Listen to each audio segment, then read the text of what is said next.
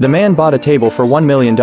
While wiping the table, he accidentally discovered a hidden compartment in the table. He carefully opened the hidden compartment. Inside he found many unopened letters. Unable to suppress his curiosity, he read the letters one by one. The letters told the story of a noble woman named Annie who was forced into a political marriage. To his astonishment, the letters were from the year 1863. At the same time 100 years ago, a woman skillfully opened the hidden compartment. She was shocked to find that the letters she had written were missing. Carl told his mother about the story in the letters. He deeply sympathized with Annie.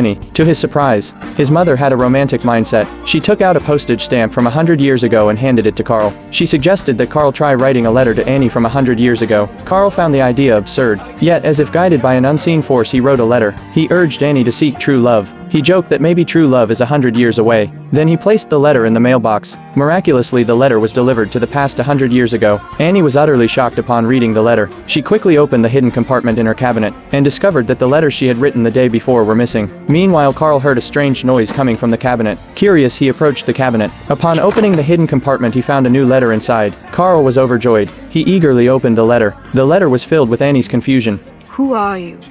And how could you know there was something in my secret place to be stolen? Carl immediately realized what was happening. He had formed a mysterious connection with Annie from 100 years ago, so he wrote back to explain everything. When Annie realized the letter was from 100 years in the future, she was deeply shocked, but she didn't want to lose this person she could confide in. From then on, they frequently exchanged letters. Carl told her about the world 100 years later. In the letter, he even instructed Annie on how to bake a cake. Annie's heart slowly began to change. She started smiling more often. The thing she looked forward to the most each day was receiving Carl's letter. Meanwhile, Carl developed feelings for her, so he drove to the mansion where Annie once lived. But only a caretaker remained there. He wandered through the mansion imagining Annie's life there. Just as he was about to go downstairs, Carl suddenly had a strange feeling. At the same time, Annie, who was climbing the stairs 100 years ago, also stopped. Both unconsciously reached out their hands. At that moment, they felt each other's presence. Carl rushed home and wrote to Annie about what had just happened. On the other side, Annie read the familiar words in his letter. She couldn't help but smile. But what I will never forget